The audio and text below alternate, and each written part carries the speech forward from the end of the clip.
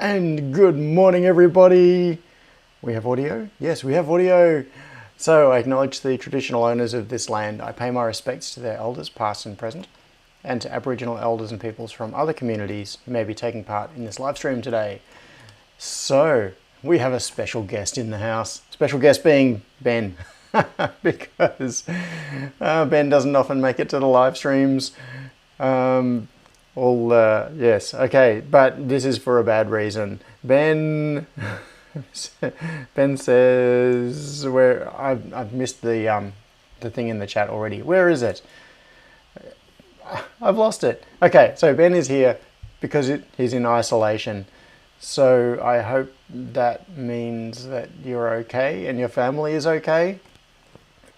Yeah, you can thank COVID, right? Peter says, nope, no audio. I think you're trying to just scare me. I'm going to ignore that because I can see audio level bouncing up and down on there. Yes, yeah.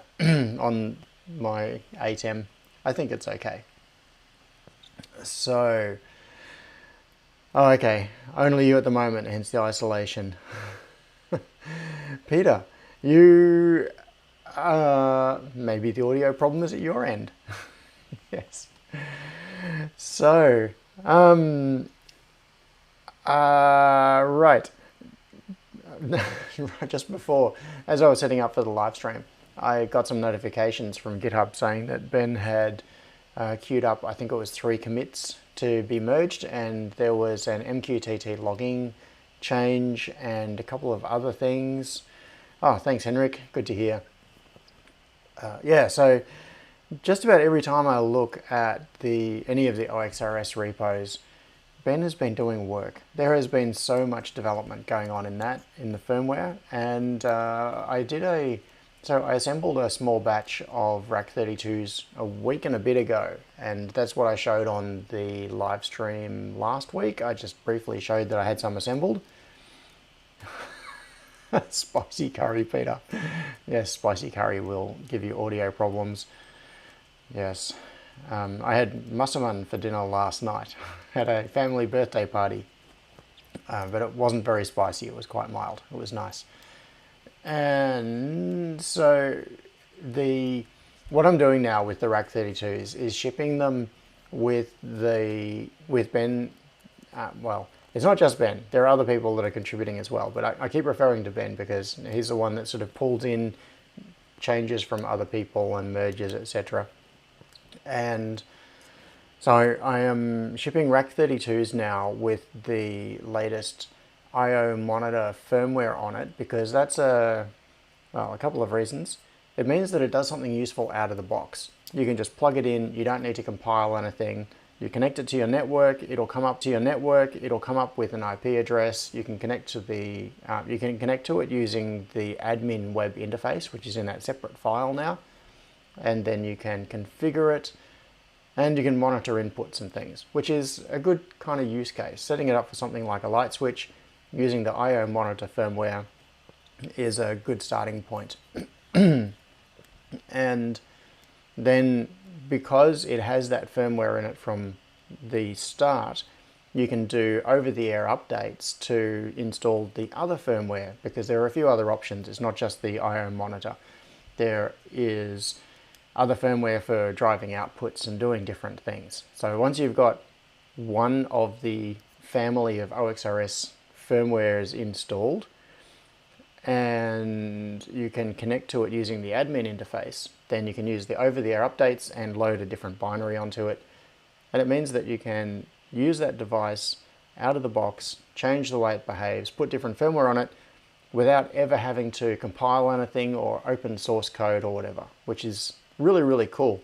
It's one of those things that takes it from being, this is a real hacker project where to do anything with it, first step is open the Arduino IDE and start making changes in the source code and then compile it, to something that you can plug in, configure it and use it, start using it for yourself. So yeah, Ben's work and the work of everybody else that's been contributing to that is a really, really big deal to me. it takes something that I did some of the basic work on and turns it into something that other people can use in a useful way. So thank you very, very much. Where can I check out the code? Asked Todor. Okay, that is a very good question. Let's jump over to OXRS.io as a starting point and have a look at this. So the starting point for all of this is OXRS.io, which is the main site for it. And it's got some information about both hardware and software. So you can see there a Rack32 with an RJ45 IO breakout connected. And if I find the right place, docs, come down to firmware. What do we have? We've got a few different options down here. So we've got smoke detector, state controller, state IO, and state monitor. And does this take us to the right place? I'm not sure. If I go to state monitor, yeah, so this is the state monitor firmware, which is what I'm pre-installing on the Rack32s. And there's a whole bunch of explanation there and connections for security sensors and different types of inputs and things. And of course you can use light switches and all that stuff. So lots and lots of explanation there if you want to, it keeps going and going if you want to see more about it. But right down near the bottom, where it's got further information, download the latest binary from GitHub, download the source code from GitHub. Now, is that a download link or does it just take you there? Okay, let's just click on source code. It'll take us to GitHub. And here we have the source code and also the releases. So if you want to look at the source code, you can check it out here.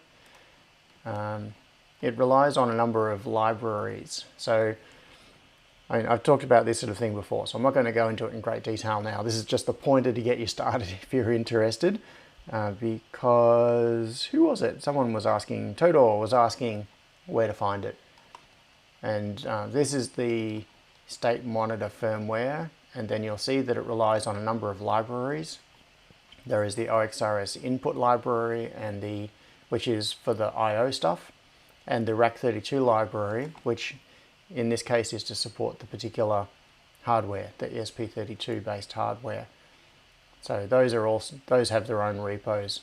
But if all you want to do is install it, you can go to the releases page, and here we have release 3.10. So the most recent Rack32s, which are the ones that I assembled 10 days or so ago, and I've now shipped out a few to people, they have shipped with this 3.10 firmware on it, 3.10.0.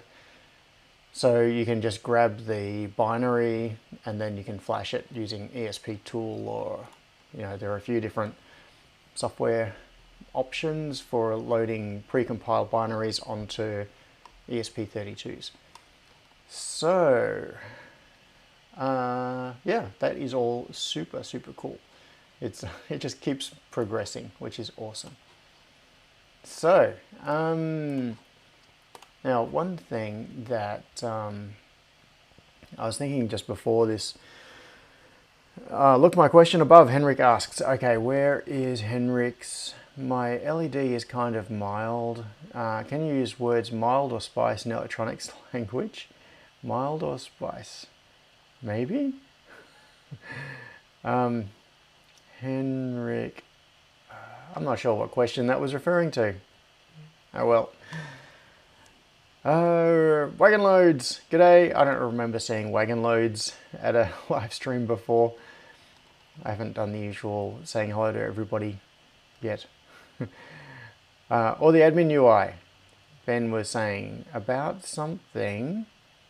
Where is links? Oh yeah, links to the GitHub repos at the bottom. Yep. Or the admin UI.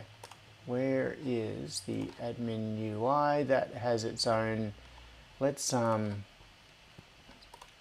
yeah, I kind of fumbled my way through this. No, it's not there. It's in the OXRS organization OXRS-IO, admin, yeah, where is it? There it is, second from the top. Admin UI web app, which is just a single HTML file. You download this and just have it locally on your computer. You open it in a browser, and that is the UI that you can use for managing all of the OXRS devices on your network. You can point it to the target device and change its config and set Wi-Fi details and MQTT and all of that sort of thing. So this is the start of something that the dream ultimately is that this is going to be a little bit like a cross between the Synology DSM sort of infrastructure and something like the Unify infrastructure, where you have a management interface that combines all of the devices in your system. So that could be light switch, inputs from light switches and outputs for controlling, and smoke detectors and blind controllers and whatever else you happen to have, all in a unified web interface so that you can configure them and do firmware updates to them and all of that sort of thing.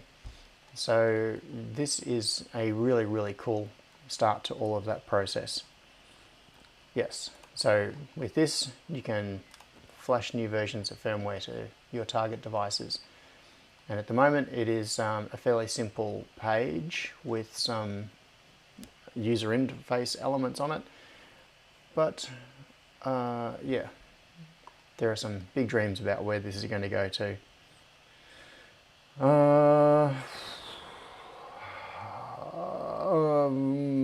Okay, so what are we going... Oxes. Celtic Beast says, behind the scenes, I still think OXRS is pronounced Oxes. Yeah, maybe it is. I don't know. It seems very egotistical for me to do that. Even the fact that it's named OXRS seems very egotistical. But I'm trying to ignore that. I'm pushing that down, pushing it down. Now, so Ben says, definitely needs work by someone with proper web dev skills. What you've done is very, very cool though. I'm really impressed. Now, and the other thing is that what I want to pull into this, so far this whole thing has been about home automation devices like the light switch controller project. That's really the genesis of all of this. But I've also been making my own Wi-Fi access points, basically kind of like a competitor to Unify access points. And what I want to be able to do is incorporate the management of those APs into this management interface as well. So they'll become just another device on the network. So what you could have is a single interface console, which will give you live status information and firmware updates and configuration for home automation devices based on OXRS and the access points that will have an API that does the same thing. Yeah. All right. Oh, Simon says, oh, okay, Xeon, I'll get back to that question. Simon asked, I wanted to add an RTC clock with a DS3231, but was not able to program in. I'm not good in creating .h and .cpp files to add in. Would appreciate if anyone can add to it. I like Rack32, but it is displayed on a 3.5-inch display and wanted to add more features to it. Cool. So you've got a, do you have a Rack32 with a 3.5-inch display on it? That is interesting, because the only one I've tested it with is the little, what is it, 1.54-inch, the square one. And I suppose the idea with that SPI header for the display was that you could put different displays on it and then just change firmware to support it. But Todor asked, ESP32 as AP. No, I'm not using ESP32s as APs. I have done that, but it kind of sucks. So no, I'm not doing that. I've got two different versions of my APs, well actually three now. Two of them are based on Raspberry Pi, and one of them is based on a NanoPi Neo with an external antenna because it has a UFL connector on it. So I've got an external antenna, which means that it has really good wireless performance. So, Henrik, will you stop asking that question? Because it's not true. Yeah, Simon. So getting back to Simon's thing about the display, my original idea for the Rack32 was that it would be a controller that goes into rack mount enclosures, but it could also be used in other things because it's an ESP32 board with Ethernet, power over Ethernet. Of course, it's got Wi-Fi. It's got an I2C header on it, and it's got an SPI header for the display, and it's got its own power management, so you can put 12 volts or 24 volts or whatever it is that you want into it, and it will just work. So I had thought that it could be useful in other projects and using other displays, but I've never done that. So the fact that you have done that with a 3.5-inch display is really cool, and I would love to see pictures of it. So Simon, if you've put in the information about that online, like if you've posted stuff on Twitter or Facebook or Discord or wherever, I would like to see it. It's quite possible you've already put it in Discord and I just haven't been there to see it. Very slack of me. Yeah.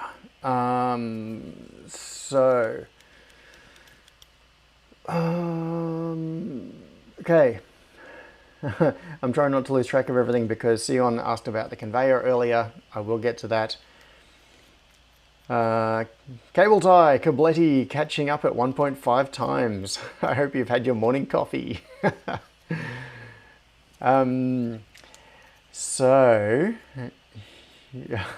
Chris says it will just work. Heard that before and it resulted in 20 minutes of research why it wouldn't work as intended. Yes, I know. Yes. So, I know that phrase has become something of a joke. But at least with the power, hopefully, on the Rack32, it's got that pluggable terminal block on the back. If you put anything between 7 and 24 volts into that, power should be fine. And I also added more protection. So in the V1.1 Rack32, I added another protection diode. So I now have total isolation on the power over Ethernet input, I've got to try to remember, the external power connector on the back, and there was did I do it on the bypass? I can't remember, and I don't think so. Anyway, it's, yes.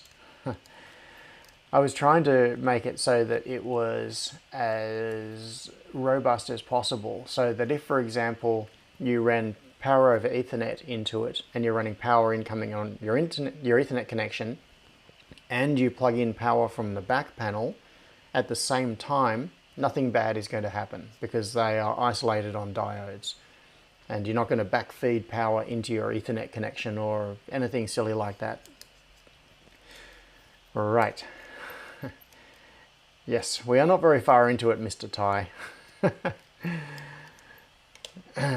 Cable tie. Mr. Tie. Now, also, you would probably, just about every single time when I start, before I start this live stream, like in the half hour or so before the live stream, going through my head is, I really don't want to be doing this. It's like one of those things where I know that once I start it, I'm really going to enjoy it, but it's the anticipation and to some extent the feeling of, well, I've never felt comfortable about things like public speaking, doing presentations. So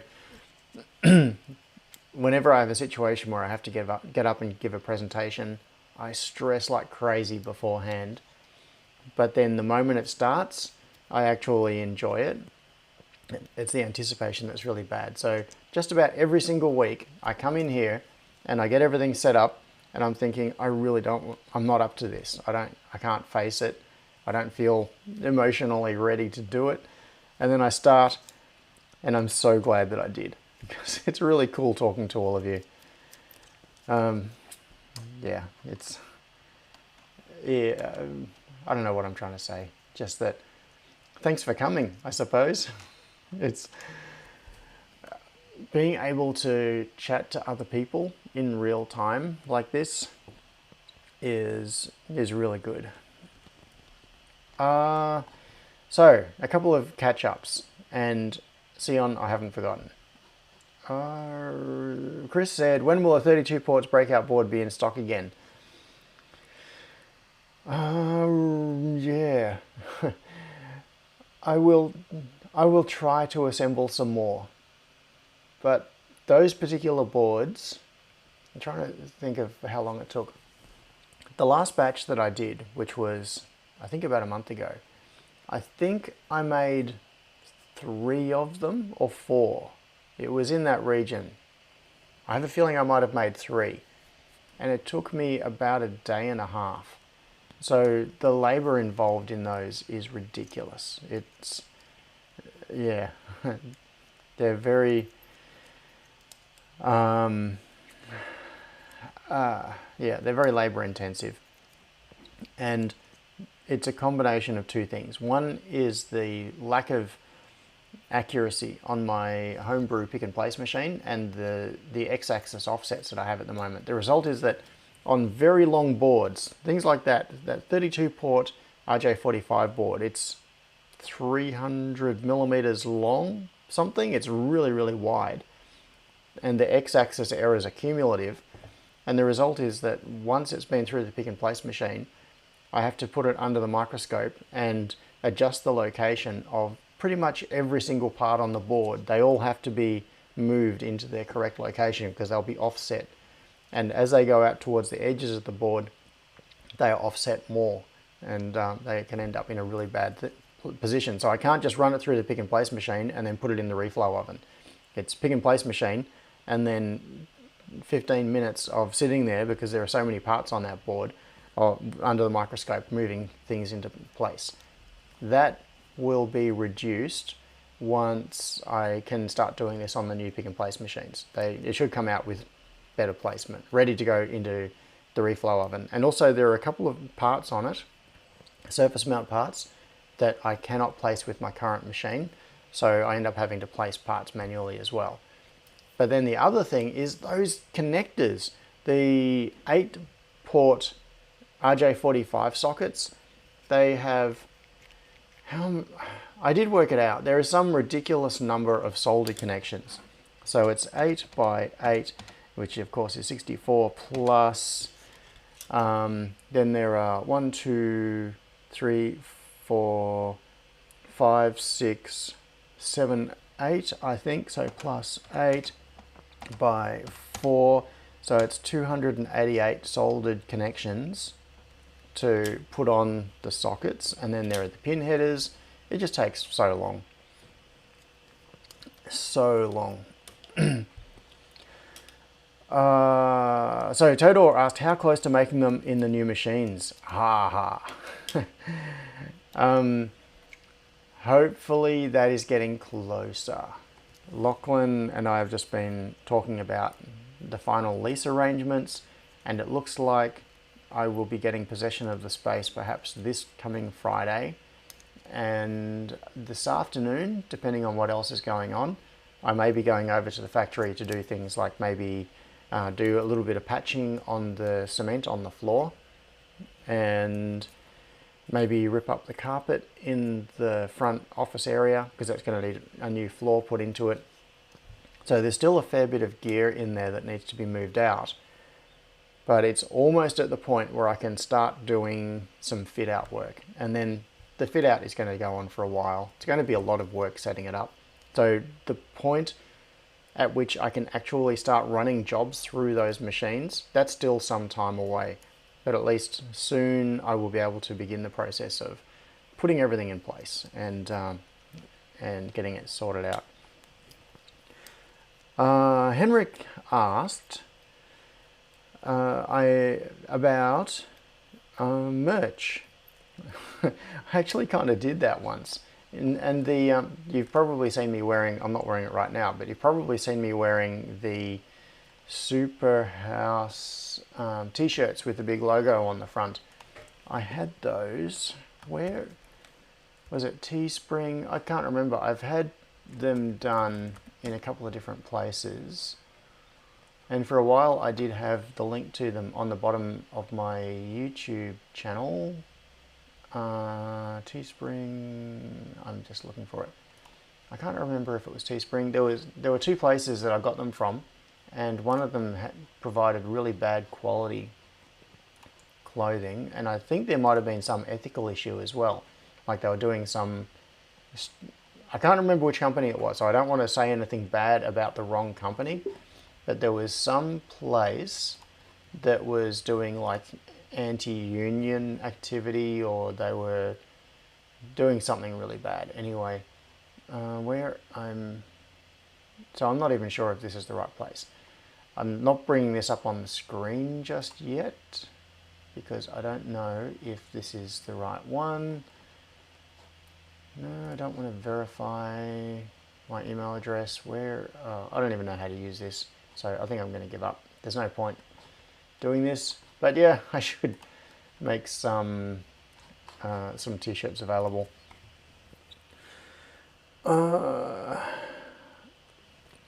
Dodgy says, "You're lucky I never felt that way until after the presentation." So this is going back to the thing about anticipating a presentation and feeling stressed about it. So, Mike. No, Simon asked, "Do you need help at the factory?" Not at the moment. That's an interesting offer, though. And Mike said, "I'm going to put in my Voron serial request today." So Mike O'Connor in the chat here is a friend from South Australia who does really, really interesting work. Voron. The 3D printer. Okay. Is that the thing you're talking about? Yes. Going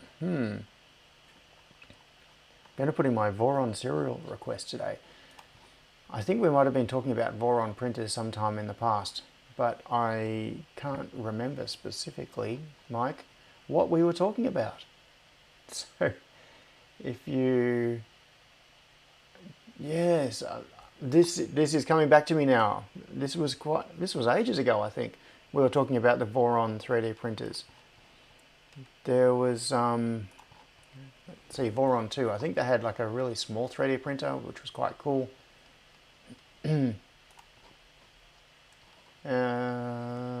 Right. What did I just download? Assembly manual. Yeah, it looks like a fully enclosed 3D printer. My memory is not the greatest, so Mike, I'm sure we talked about this at some point in the past, but I just don't remember the details. Voron 2.4, yes. Let's pull that one up. Voron 2.4, and why can't they just show pictures of the stupid thing? Let's go to documentation, see if there's anything useful there. Go from 0 to working, choosing a printer or extruder. Voron 0. Maybe I will just go, I'll take a different approach. Voron 2.4 and image search. This is better. So this will just show us what the things look like. Oh no, I've got my face over it. Let's get rid of that. So yeah, it's an enclosed printer, and I think the enclosure is part of the structure. So it's like a box that, or the frame is used in order to support the enclosure. Something like that anyway. Pretty cool.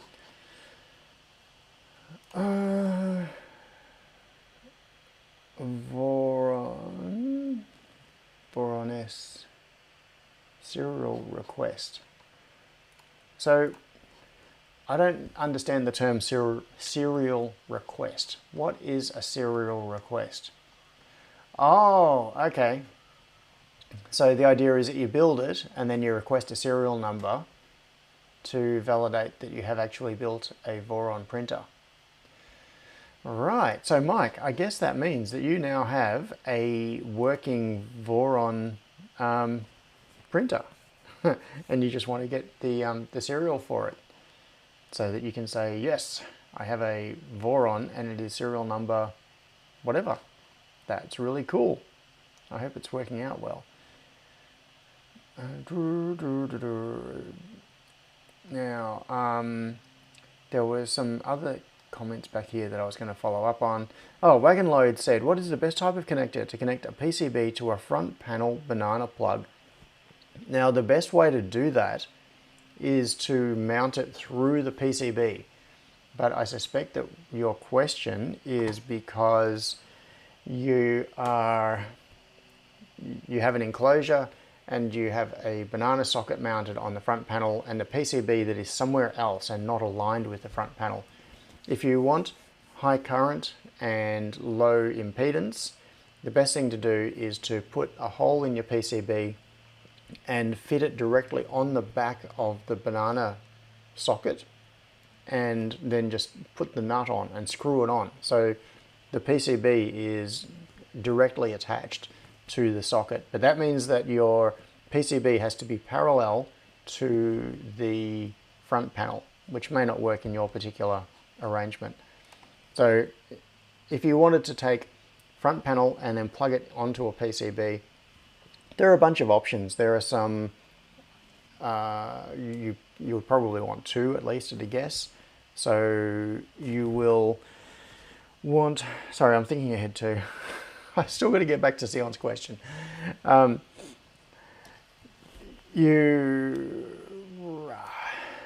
Usually when you're doing that, it's for something like a power supply or a piece of test equipment.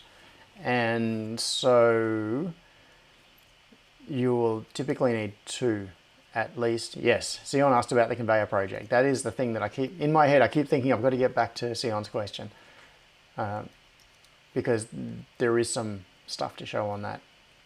Kind of related to show anyway. And, oh, okay, so you want to make an ESP controlled power supply. Nice. All right, so it's going to be power output, which means you will need at least two connections. And so I can think of a couple of ways to do it. If you want to make it pluggable, okay, this is what I would use is not necessarily what anyone else would use. I personally would use something like XT60 connectors because I kind of love these things. They're, I'll show you what I mean. If you're into remote control cars and drones and that sort of thing, then you probably know what an XT60 connector is, or an XT series connector. It comes in a few different sizes. In fact, let's do this, if it works. Yes, it does. All right, and I'm off camera. That is unrelated. This. So what I've got is these connectors, which I use all over the place now. Anywhere I have a general power requirement. So I've got things like this. This cable is just a plug to socket. It's just an extension cable. And I've got a few of these. And I've got some of these that are like 5 meters long so that I can run power from a lab supply across the room and plug it into a robot or whatever it is I'm working on. And then I've got things like so my lab power supplies have banana outputs on them, and I've run leads from those that go to XT60 plugs, which are mounted on my bench. So if I want to plug, so this lead goes from XT60 to pluggable terminal block, and I use this for doing things like powering up a rack 32. And this one is XT60 to crocodile clips, alligator clips. Oh, I had a brain fade there for a moment. And so whatever, and I've got a few of these different types of cables all on a rack above me, just on the bench. And I've got one here, which is set up for current measurement. So this is a pass through, except that one of the positive lead is cut and it's brought out to banana clips. So I can plug this into a multimeter and I can do current measurement through a cable that is using XT60 connectors. And I could go on. I've got more and more of them up there. So I actually use XT60 connectors as the output on my lab power supplies. It's just super handy. And it also means that if I want to grab a battery, like say I want to power something wirelessly, I've got a few different options here. And I've got, so this is a battery pack. This is a nickel metal hydride pack, 24 volts comes out of that. I've got a 12 volt gel cell here, so I get 12 volts coming out of that. So I can power things, because I use these connectors everywhere, I can plug my projects in on a lab power supply, or I can plug them in on a battery, or yeah, everything becomes interchangeable. So this is not answering your direct question. Your direct question was, how do you connect the banana jacks to the PCB? So internally, if I was doing this thing, what I would do is mount the banana jacks on the, okay, I'm going to show you a couple of, I'm going to bring over a couple of options. And that one, and that one. All right. What I would do. This is a PCB mount plug or socket, whichever way around it is. Anyway, this is the one that goes on the battery side. So this is on the supply side, because the connections are protected. You can't accidentally drop something and have it short across them. This is the side that goes to the device that you're powering. So what I would probably do, and this is the same thing, that's just one that's PCB mount, one that's not PCB mount. But what I would do is on the PCB, mount one of these, just going through two big holes in the PCB. So make up a footprint that has holes for this, you put that in and you solder it onto your PCB. That gives you your output, and then run a cable that has this connector on it. It plugs into your PCB, the cable comes off here and goes to the back of your banana sockets. So in that particular case, what I would do is use this as an internal connector, so a cable to board connector, because it's very low. These are designed for really high current, and they've got a big contact area. They go on pretty solidly, and they're just really good.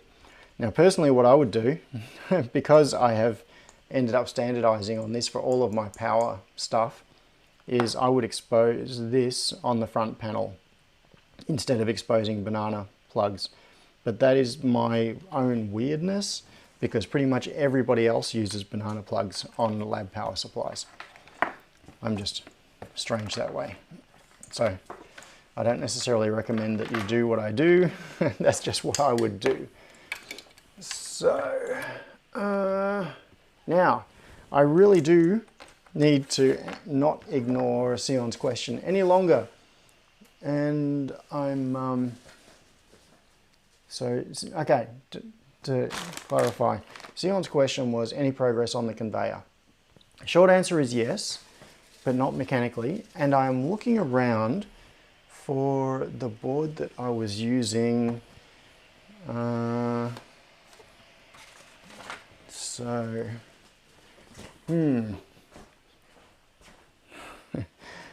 I am in such a mess at the moment. Everything is just piled on top of everything else. So I've got a few of these. I ended up buying a few of these WT32s. I've got a little pile of them, plus the ones that I'd already bought.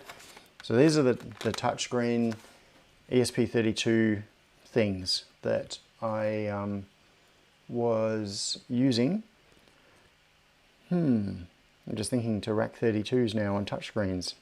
No, okay.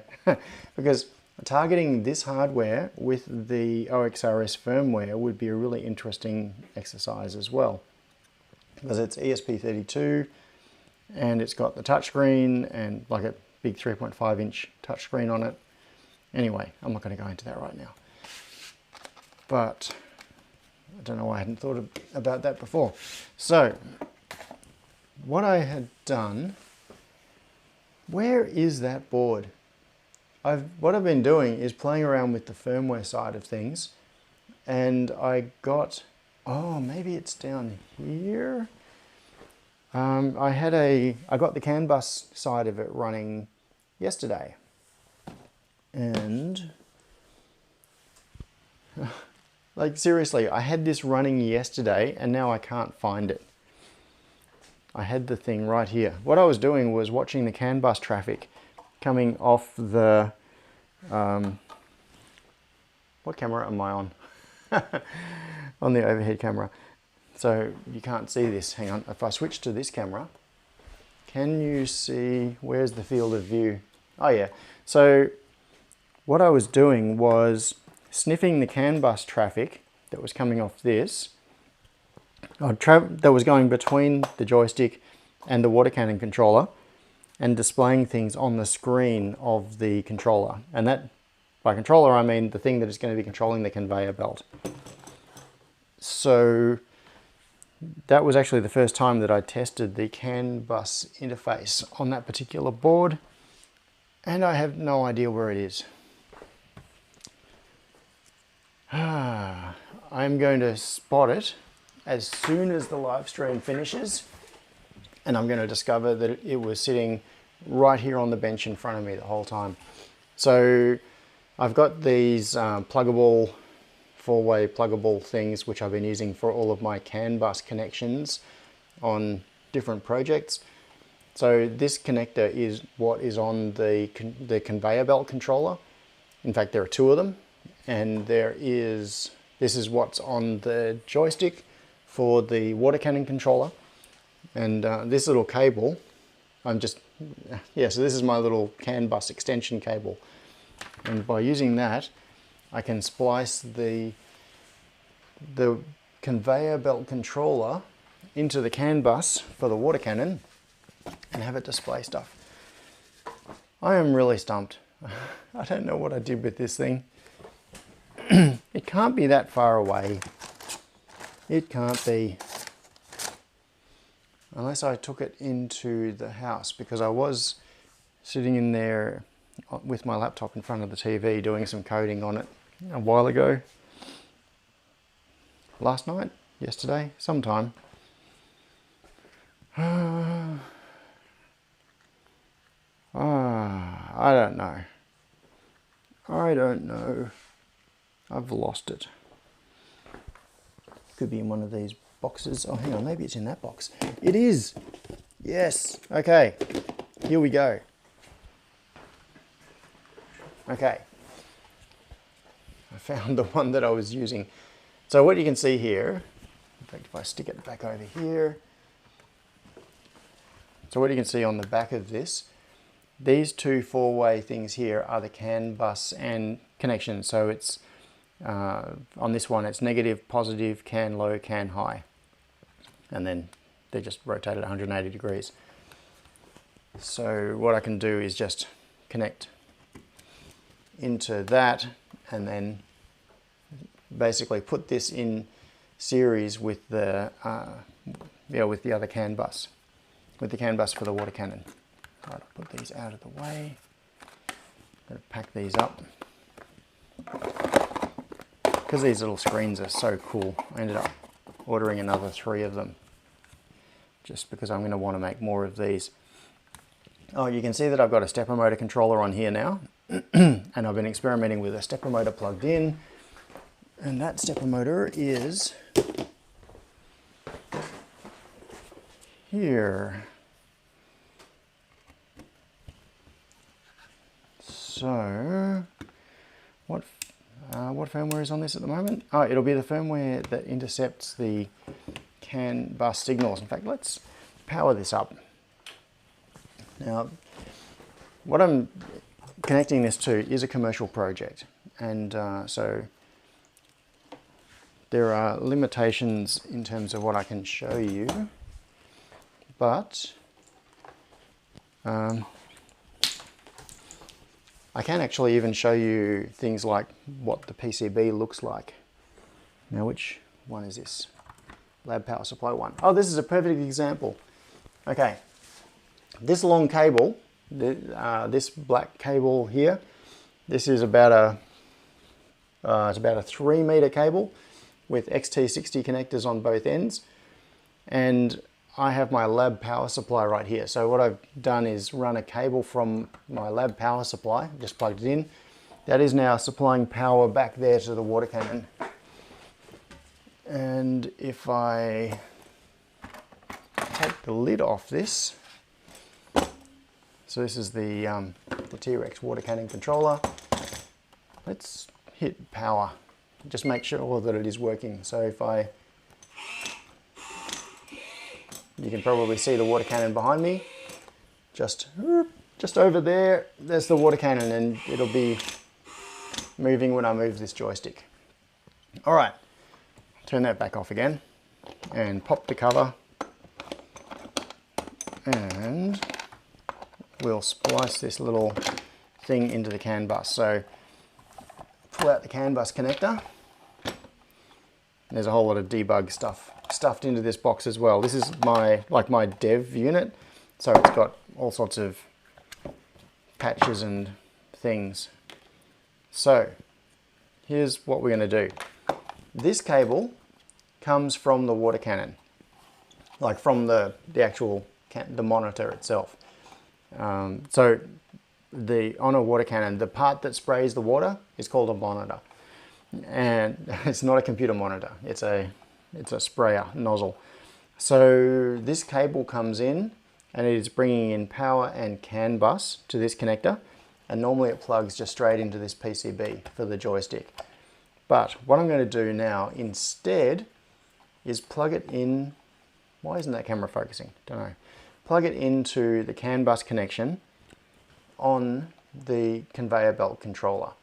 And the other CAN bus connections, this is it's just a bus. So these two connectors are actually just directly wired together on the PCB, wired straight through.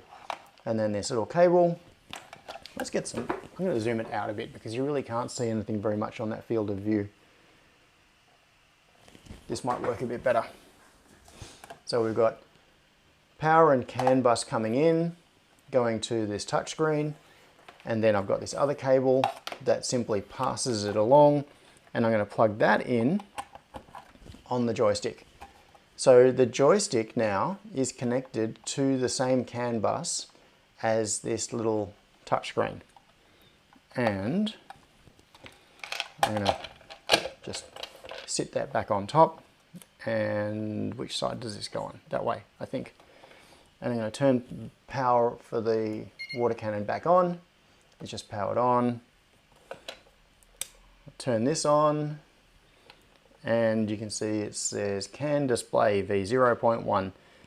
It's just counting in uptime. It's going to be quite hard to see at this sort of resolution on screen probably, but it's just counting up seconds, 14, 15 seconds of uptime. And it says X limit C. So this is just, in fact, it is going to be really hard to see. I'm going to zoom you back in so that you can see a bit better. Zoom in there. All right, so what you can see here, it says X limit C. C just means clear, because the joystick here and the motor controller that is on the water cannon are constantly communicating with each other over CAN bus. They are doing things like the joystick is sending the position of the joystick, whether you're trying to move it. You can press this button to enable or disable movement, and there is the trigger that you can use to make water flow. You can use the rocker switch on the top here to change the spray pattern. So they're constantly communicating. And what this device is doing now is just watching all of the CAN bus messages, and it is watching for the X-axis limit. And C means clear, so the limit is not tripped. Now if I move, I'm going to push the joystick to the left. You're probably not going to be able to see much, but if I push it to the left, the water cannon is now moving left, and it's just hit the left limit. And you can see that it says X limit L for left. And then I'll move it to the right, and it'll go back to C. So the limit is now clear. I'll move it all the way around to the right. Still moving. Still going. Oh. Yep, there we go. It's now hit the right limit. So it's showing X limit is right. And if I move it back off the limit, it goes clear. And right, and clear. So the point of all of this is just that this little device, which is the conveyor belt controller, is on the CAN bus. It is effectively being a CAN bus sniffer in some ways. It's watching the messages, and in this case what I've done in the firmware is it's just interpreting one of the messages to look at it to see the status of the X-axis limits on the water cannon and display it on the screen here. And update C for clear, L for left, or R for right limit. What was the point of showing you that? Just that this works. I suppose that's the summary. This is the conveyor belt controller. So I'm going to turn the water cannon off now and unplug all of this. Move that out of the way. So this is the board that I'm going to be using as the controller for my conveyor belt system. CAN bus for integration with other things like the rest of the system, so I can send commands to the conveyor belts and have them respond.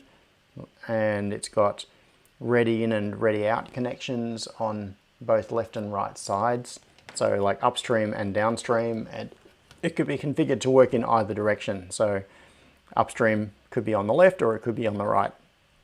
The two outputs for the stepper motor drivers, and so if I plug this in right now, it's not going to do anything because the firmware is not. So if I put this in and powered it up, let's power it up from that other cable that I have.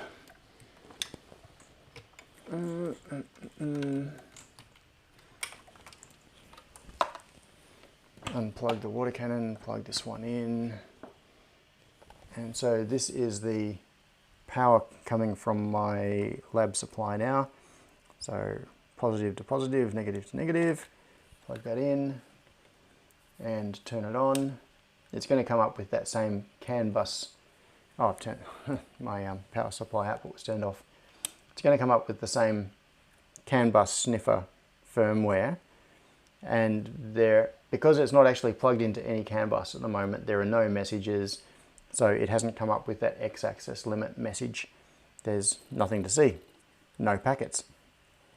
So I've done a little bit of playing around with firmware on this. It's obviously not loaded right now. It's still got that CAN bus sniffer firmware on it.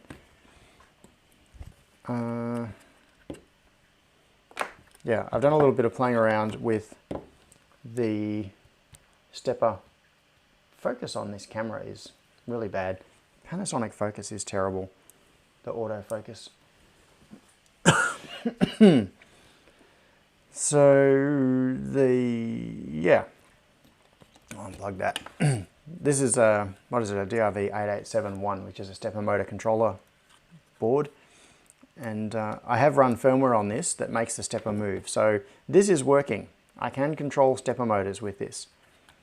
So far, apart from that little bodge wire that you can see there, I'm going to change this to manual focus. If I can find, because I can't actually see what I'm doing. The camera is mounted way up over my head. Where is the manual focus control? Can't find it. Oh, moving it around, the camera has figured it out by itself. It's already refocused itself. Okay, so that little yellow patch wire that you can see through there, that was an oversight, a silly mistake that I made. Apart from that, everything I've tested on this so far works. There are these two black things up the top here are reed relays, and they are for driving the connections, like the ready out, ready down, ready in, ready out connections. So you can use to talk to another device upstream. Like say you have a pick and place machine that has its output connected to this.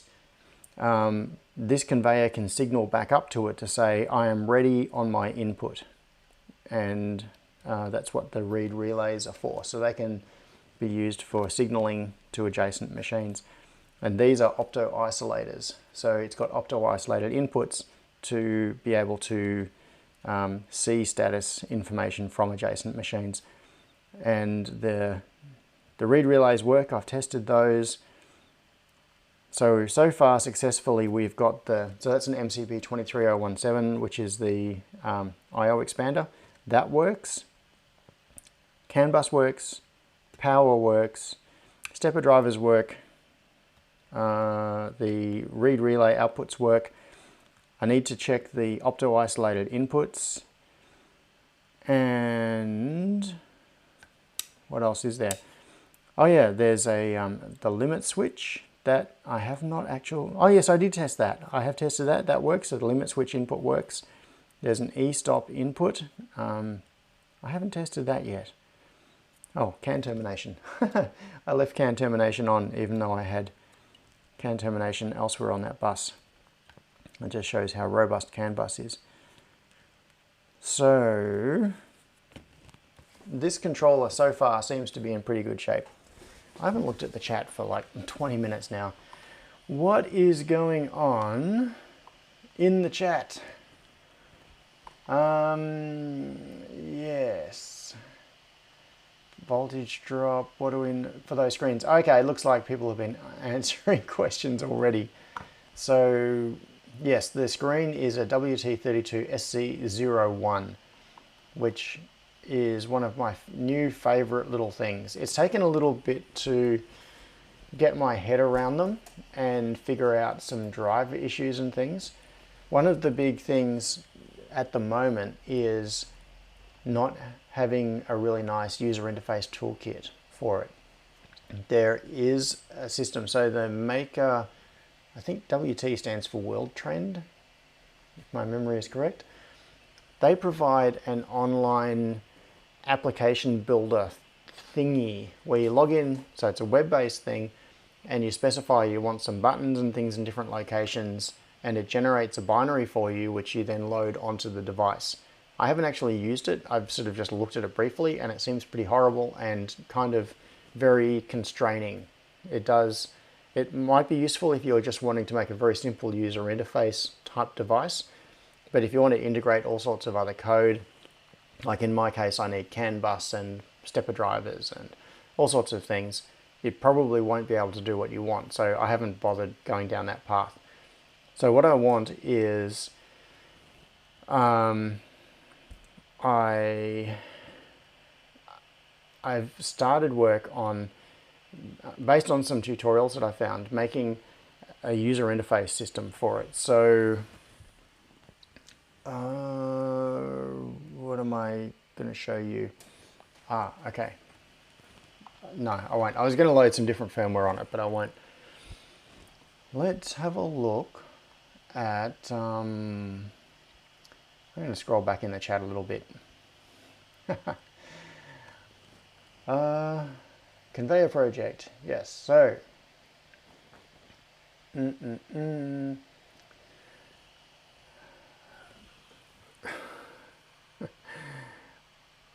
lost me a couple of times. Sorry, I'm trying to catch up on scroll back on the chat. Wagon Loads asked, does KiCad have the footprint for the XT60 connectors? I don't know. And also Wagon Load said, are there front panel XT60 connectors? There are, but not the type you need that I have yet been able to find. All right, so I'm going to grab another XT60 connector. Now, we go back to overhead for a moment. Just trying to wrap up this this connector discussion from earlier. So what I have here are the 4 types of oops, wrong place. There we go. The 4 types of XT60 connector that I have been able to source. And you can see that 2 of them are the type that you put on the power source with the protected pins. One of them is designed for, this one can be mounted through a PCB. You just need to put big holes on the PCB, set this onto it, and you can solder it on. But it's really designed for cables. So this is a cable end connector, and this is a PCB mount connector, which is right angle. So if you wanted a PCB that was horizontal and then had this connector, you would use this one. And it's right angle, so the PCB would come out that way. With this one, you could mount it through a PCB and mount it vertically. So for output from a power supply, yeah, this sort of thing. But they are not specifically panel mount. What you would need to do is just have a cutout in the panel and have this exposed through it. So the PCB would, how can I not have a PCB within reach? That's crazy. I've got PCBs everywhere. So what you would do is mount this on the edge of the PCB and have it protruding through the panel. However, and that's the equivalent cable end, but just the device that is powered. All right. Now the other thing is this. This is a proper panel mount XT60 connector, but it is the device that receives the power, not the device that delivers the power, because it's got these exposed terminals on it. So you wouldn't want to use this on the output of a power supply, because when you have things like batteries, they have this connector on them. The thing that supplies the power has the connector that has the protected terminals. So this would be, the actual reason these connectors are made, it's a panel mount connector. This is designed to be attached on something like a drone or a car in a little bracket. Often this will be screwed into the frame somewhere, and then you plug the battery into it. So, and then power from there goes to the thing. What I want is a panel mount version like this of this, and I don't think one exists. But ideally, for a power supply project, that's what I would use. A panel mount version of this. So this thing with tabs sticking out the side so that it can be screwed through the front panel and mounted really securely. Failing the availability of that, I would use this and rely on strong mounting of the PCB to keep this firmly fixed in place. But these connectors really aren't ideal for panel mounting. So, and the other thing I will also grab, because I've got these in all different sizes. These are XT90, and I'll get some XT30s. I'm just grabbing some random different types out of containers, out of my little stock of things. So these are the XT60s, which are rated to 60 amps. These are XT30s, which are rated to 30 amps. There's a PCB mount, and there's a cable mount, so that and that. And I've got all the variations in these as well. I've just grabbed 2 to show you. And these are XT90s, which are rated to 90 amps. So just like the XT60s, these are the really common ones. You'll see these everywhere on things like drones and remote control cars and things. And then these are the big ones, which are the XT90s. And there are other sizes as well. I think there might be an XT160, which is rated to 160 amps. But yeah, in fact, if I look at the somewhere up here I've got the wheelchair controller, wheelchair motor controller. There it is. Oops. I used all 3 sizes PCB mounted on this project. Let's find one. So this is a wheelchair motor controller, and CAN bus connectors on the side, USB on the back for programming. Oh, more USB. Oh, that's right. One of them is for the controller and the other one is for the motor driver. So you can update the firmware on the motor driver. And this is a PCB out of one of those wheelchair motor controllers. So you can see I've used XT90 on here, and this is for the main power that comes into the board. So from the wheelchair battery, the power comes in on a really big cable with an XT90 plug on the end that goes in there, and then the connectors on the sides are outputs. So these 2 XT60 connectors are the outputs to the motors that move the chair, so left and right motors, and then these 2 connectors, which are the XT30 connectors, go to the solenoid brakes that lock the wheels in position. So when the chair stops moving, it's got little spring-loaded brakes that engage and they stop the wheels from turning. And you actually, on electric wheelchairs, they fail in a stationary position. So the only way to make the motor turn on an electric wheelchair is you have to apply power to the solenoid brake, which fires a solenoid and it disengages the brake, and then you can run the motor and turn the wheels. And if you lose power to the solenoids, the brakes re-engage automatically and the chair is locked in place and it can't move. So we have outputs for left and right brakes, left and right motors, and input. So this is just an example. It's kind of weird, but this is a board where I used all 3 sizes, XT30, XT60, XT90, all PCB mounted on the same thing. And you can see that with the orientation, what I've done is used power input is this type of connector, and then power output is this type of connector. Now I'm gonna have to put all these connectors back in their correct drawers after this.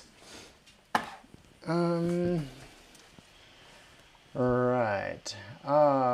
Where were we? Cable Tie says, yes, I love the XT60. Nice standard to have. Yeah. Mike O'Connor asked, actually, what happened with the LCA badges? Mine has not turned up. Yes, I need to apologize for that. I will get to that because that is a topic in itself. Why is there a chip on the Flex? Henrik asked. On which Flex? I'm not sure what that's referring to. Was that related to this? Oh, that might be from ages ago. Oh, there are all sorts of interesting things in this project, this wheelchair motor controller project. Look at this. These are riv nuts. So these are rivets with an M3 thread through the middle of them. So what I did on the PCB was I just put large holes, I think they were 5mm holes through the PCB, and then you put in a riv nut and the tool compresses it or squeezes it, whichever way around, and it ends up locked in position. So that is, you can see that it's got the flange on the back, it's solidly locked through the PCB, it can't move, it can't turn, and there is an M3 thread in it. So the main motor driver screws down onto those 4 mounting stakes, and then these connectors go onto the motor driver. But yeah, this is an example of the use of riv nuts in a project going through a PCB, and 3 different sizes of XT60 connector on the PCB as well, which is kind of weird.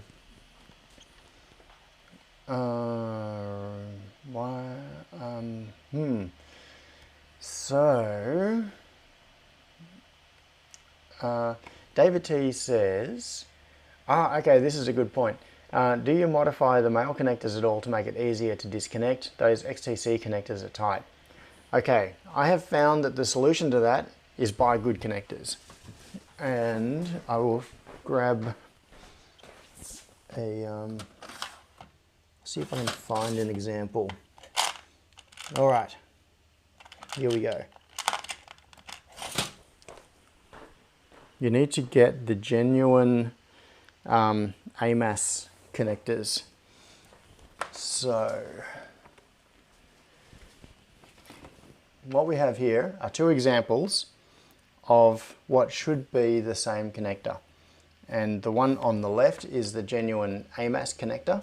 The one on the right is a cheap clone. And I found that the problem is often in the diameter of the tube that's in here. So if I've got this and I try to plug it into this, that can be really tight, like very hard to get in and out. And often you'll find that batteries will come with these really cheap connectors on them, and they are rubbish. So yeah, I always try to buy the genuine AMAS connectors, and then they work much nicer. They go in smoothly. You can pull them out with a reasonable, oops, no one's having trouble. Typically you can pull them out with a reasonable amount of force. And also the plastic doesn't melt. These ones are made with some kind of plastic that melts at a lower temperature.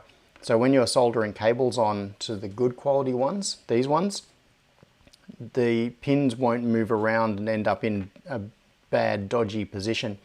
Because if you use like the dodgy version of this, as you're soldering cables on, it takes a lot of heat because these are a pretty big mass. By the time you've got enough heat in there to get a really nice joint, the pin can be moving around in the connector housing because it can have melted the housing a little bit. And with the cheap, crappy connectors, that happens really easily. With the good quality ones, it doesn't. The plastic is much nicer. I think they might use some kind of like fiberglass reinforced plastic or something on the really good ones. Whereas this is just, I don't know what it is, but it melts quickly at a low temperature, and it's just generally rubbish. And I've bought batteries before that have had, so the big difference seems to be batteries that come with the rubbish connectors on them are much harder to plug and unplug. Now, Wagon Loads asked, did you ever find a solution to the one-wire LED problem? No, I didn't. I haven't looked at that since we were talking about it on the live stream. Was that only? It might have only been last weekend. It wasn't that long ago. So we were looking for a way to be able to locate drawers in or boxes or something like that, a storage system where you can move things around and then illuminate one and have the correct one illuminate. But I won't go into that right now, unless everybody wants to talk about that. Tradie Trev says, that hand controller looks like something straight from a mine site. Are you talking about this thing? Because if you are, then yes. These are used on mine sites. That's actually what this is for, among other things. So my T-Rex Water Trucks is the company that I do this work for. And yes, these go underground and get abused in horrible, horrible ways. So yeah, these controllers need to be extremely robust. They cop abuse, both physical and chemical. I think that might have been what you were talking about.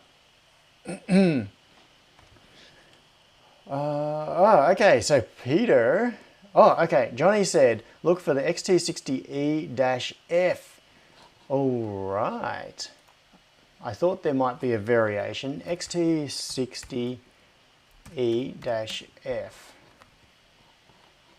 That, yes, thank you. That,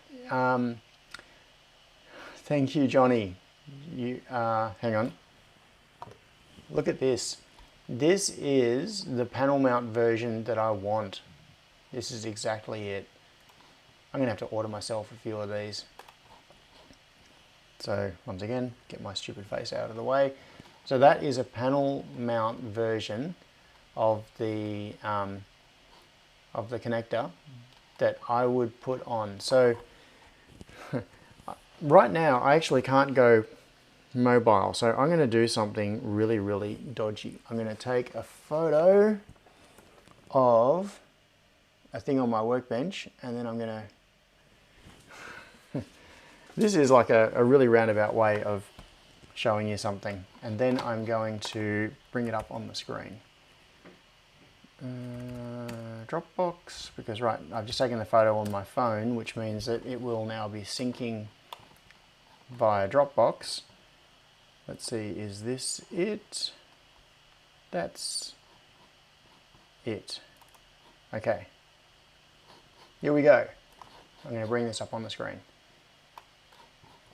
Alright, so this is the photo that I just took about 30 seconds ago.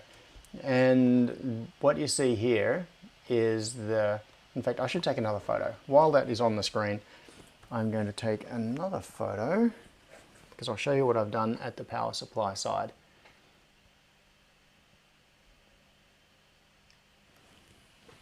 And back to Dropbox. So what I did was 3D print a structure that mounts these XT60 connectors, and I've got them, so there are screws that go through this up into the bottom of the bench. So I've got the connectors mounted on the bench, and now if I I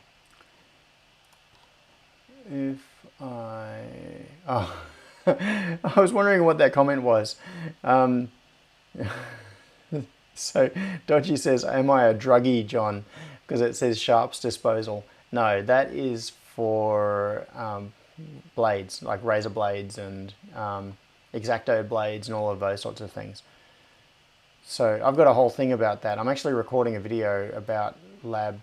Anyway, I'm not going to get into that. What am I doing? I'm looking for this. Okay, another photo. This is the other photo that I just took a second ago. And you can see up in the, so these are my two of my Ryden power supplies. There's an RD6006 and an RD6018. You can see only one of them is turned on right now. So this is power supply 1 and power supply 2. And you can see the banana connectors coming out of them have got cables connected. So there is a there is a terminal lug thing there that is screwed into under the banana connector, and the cable. So this is silicon cable. These are like really heavy duty silicon cables, so very high current rating, and they disappear down underneath the body of the power supply, and you can see both power supplies have got the same thing. And those cables go down through the back and then through the bench, and they come out, oops, down here behind these two XT60 connectors that are mounted under the panel. So this power supply here, you can see power supply 1 is turned on, and the output is off at the moment, but it's set to 24 volts 6 amps. So that output is coming down to this XT60 connector mounted under the bench. So whatever I want to plug in, I just plug into this connector to get power supply 1, plug into this connector, and I get power supply 2. And I've got other Ryden power supplies as well, but these are just the two that are permanently mounted on my bench. So you can see the UT61 interface up here, the Wi-Fi adapter without its power currently plugged in. So what we're looking at there with these connectors, I did this by 3D printing and using cable type connectors when I could have done it with these connectors. I am definitely going to be buying myself some of these. Thanks, Johnny. Yes.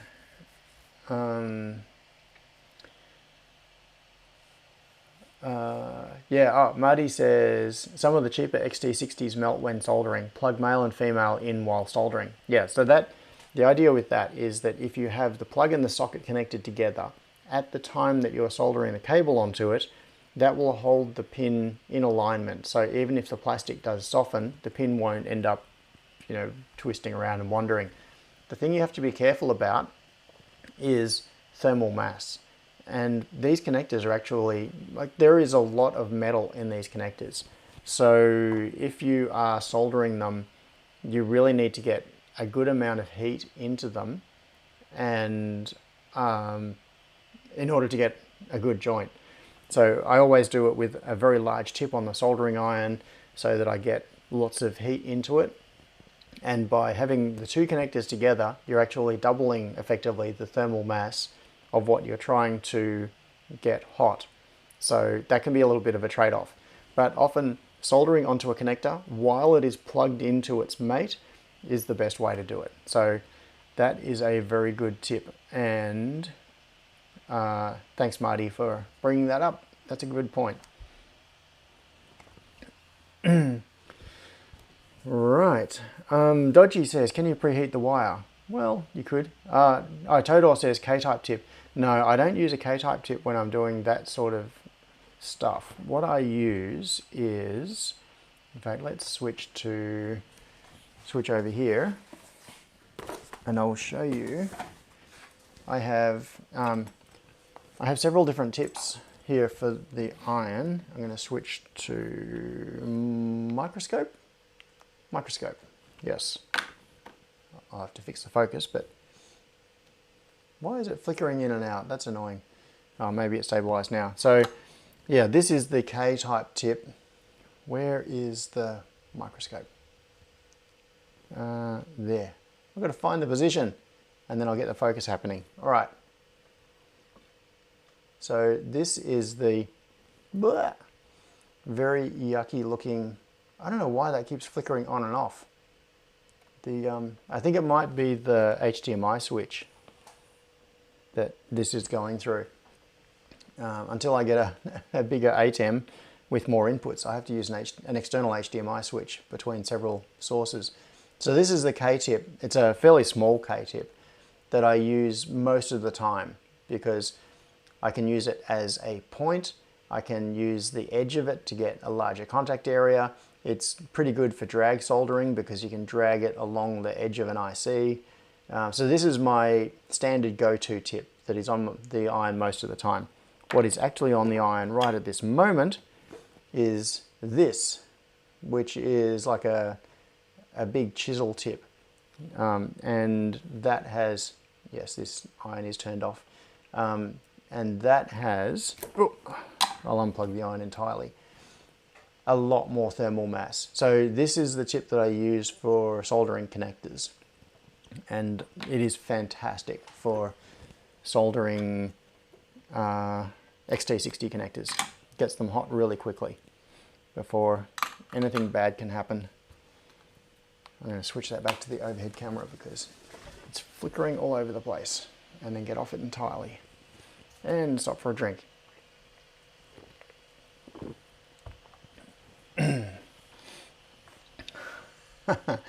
Steve is in your HDMI stream hacking your signals, which brings me back to the comment that I missed earlier. Peter said, was it Peter? I think it was Peter who said, what? Ah, yes. Steve has asked me to ask you for his own remote control chair mount thing. Yeah, I know. Sorry, I've got to, which way? That way. I've got to move him into the field of view. Yeah. Got to animate Steve. He needs some movement.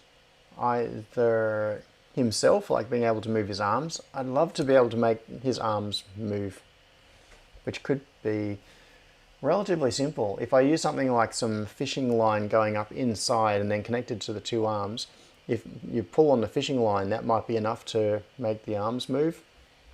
And then I could put a servo or something on to make that happen.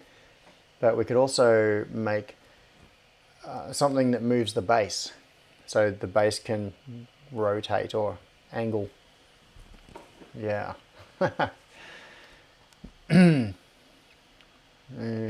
Right, and controlled via the chat stream, of course. Yes, cable tie. You're right. It needs to be connected to the YouTube API so that you can make Steve do things. Eyes light up red during squirrel session. Todor said, is there a reason the squirrel's name is Steve? Yes, so I've gone blank on who came up with the acronym Steve. Was it cable tie? Someone here came up with it. So Steve stands for streams that end very eventually. And that's why it's all capitalized. It's an acronym. It's not really a name. Because my streams just go on forever. My original idea with these streams was that I would do a 1 hour stream, and somehow my early streams ended up pushing out towards 3 hours. No, it wasn't you. It might have been Austin. Was it Austin who came up with the name Steve? I don't remember. Someone did. Tinker. Yes, it might have been Tinker. That does sound familiar. I am very tempted to just order some of these XT60 connectors right now. And it could be yet another episode of watching John order stuff. I am clicking on Johnny's link now. Yeah. Oh, yeah, so there are both black and yellow ones. I kind of like the yellow ones. It makes them stand out, easy to see.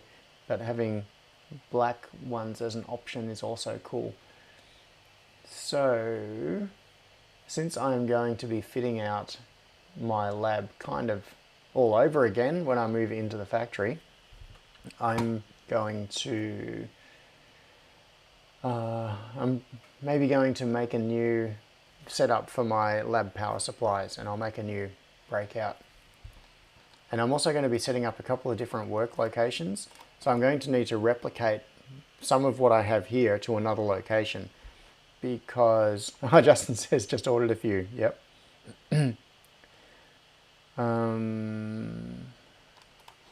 Because the keen eyed may notice there have been yet more changes since last week to this layout. So because what I currently have is one place to work from, like one workbench, and I'm going to end up with multiple for different purposes. So in the front room, this is going to be the equivalent of what I currently have. You might notice that this little wall extension that I stuck in there as an experiment is new. That wasn't there before. And that is to make this more of an enclosed room. And part of the reason for that is that... oh, hang on. I'm going to take a break from this episode of... no, where was it? Where did that message come in? I just got a message... Oh, okay, from Peter about Steve, the origin of Steve. I don't know. I'm going to click on that some other time. I'm going to click on that later. So I saw there was a URL that Peter dropped in the chat. Anyway, there was a comment last week, I think, someone saying not enough wall space. And that is absolutely correct. Because this stub wall was not there previously, this wall that sticks out here, there is almost nowhere to put anything on the walls. There's no place other than above the workbench. That'll all be shelving. There is nowhere for things like my wall of drawers that I currently have over behind me. So I added this little stub wall, which has the effect of making this room more enclosed, and the reception area slash relaxation area more of a separate room. So you can still a big open area here, you can just walk around, but it gives a wall here where I can do things like have a big wall of drawers here in a convenient location, easy to get to. Anyway, the point, what I was saying was, I currently have, so what I'm imagining here, this spot and this spot are both replicas of my current setup. So computer here in the corner, and what you're looking at right here. If the camera that you're looking at me from right now, like looking out from this corner of the room, would be the equivalent of having the camera sitting in this corner. Whoops, you can't see it. Would be the equivalent of having the camera sitting in this corner, looking straight out at me. So I would be sitting in this chair right here. And then to my right is my workbench area with test equipment just above the workbench and then storage above it. And that would be the equivalent of this here. And then on this wall would be the wall of drawers with all of the components and things on it. And then that workbench arrangement would be replicated. There'd be a second one here for someone else to be working on that. So basically, the combination of the corner computer plus the workbench and storage, and then corner computer and workbench and storage. It's just two of the same thing. And then in the clean room area, there is going to need to be almost the same setup. There's going to need to be a workbench with a microscope and soldering iron and all of test gear and all of that sort of stuff, because that's where work will be done, like putting through-hole parts and connectors on PCBs after they've been reflowed, and running tests like using test jigs and that sort of stuff. So so what I currently have right now with my work area here, right now I have one of them, and I'm probably going to end up with 3 of the same sort of work area. So I'm going to need to set up some more power supplies and breakouts and those sorts of things. JK Electrical says, don't close yourself in. Yeah, it's so this is talking about this space here. Yeah, I extended this wall. First version I did, I just brought this wall out far enough, about half that distance. In fact, let's this is kind of just playing around with the idea. Let's just bring that wall back in here, somewhere like that, 0.9 meters. So this is what I did first, was I just added a little stub there, and this might end up better. So a little stub that gives enough room to put the wall of drawers on, and it still leaves a lot of opening between these two things. So in this case, it kind of feels like one big room with 2 areas. And then what we were looking at just a moment ago with this wall extended, that was just me playing around with, oh, what if I just made the wall longer? I just wanted to see what it would be like, so that it's more like this is a more private area from this area. I don't know. I'm undecided. One thing that's nice is, well, part of it is about privacy as well. So that if people walk in here, they're not just walking straight into the lab area. They are walking into a slightly separated area before they come around here and everything is exposed. So I don't know. That's all up in the air. Who were all these imposters in your lab? I don't know. Outside the box. Taking a break from the Mount Lura hill climb event.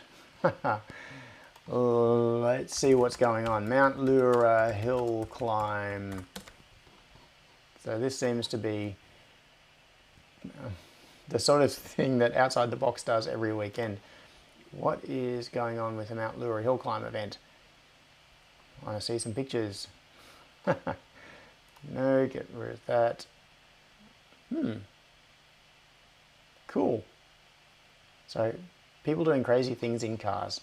Just the way I like it. Drag racing was yesterday. Oh, okay. Cool. Aaron, yes. Aaron came up with the name Steve and the acronym and the squirrel icon. Yes. So, Aaron is the one who deserves all the credit for that. Now, what was I doing? I don't know. Cable tie, EVs this year. Ah, okay. question for outside the box. So EVs either at the drag racing yesterday or at the hill climb today. I'd be interested to know about that. So Simon says, walkway between the pressure room and the reception room to keep fire hydrant clear. All right, I think what that is about, if I'm interpreting that correctly, is that there is a fire hose reel. This little cable reel I've stuck on the wall. Come on, is that working? Yes. This little reel that I've stuck on the wall, there's actually a fire hose right there.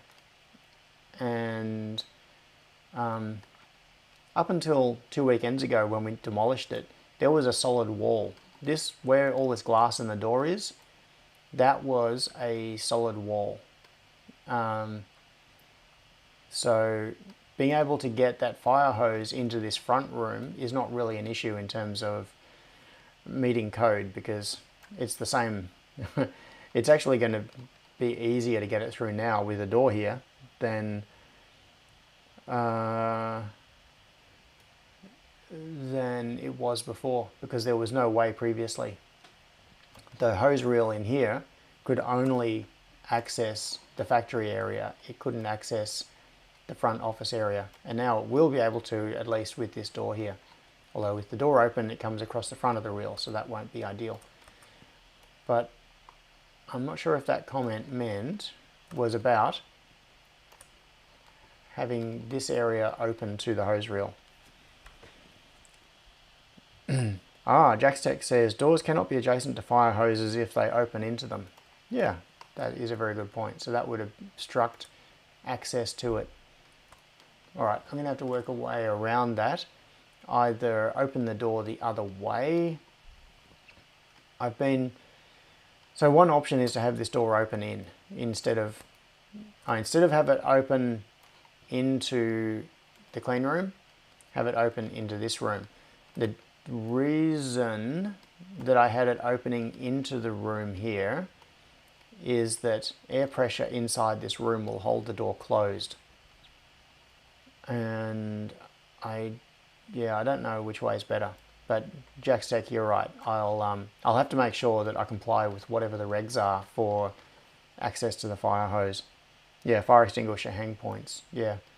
So there's going to be... I have carbon dioxide fire extinguishers here at home.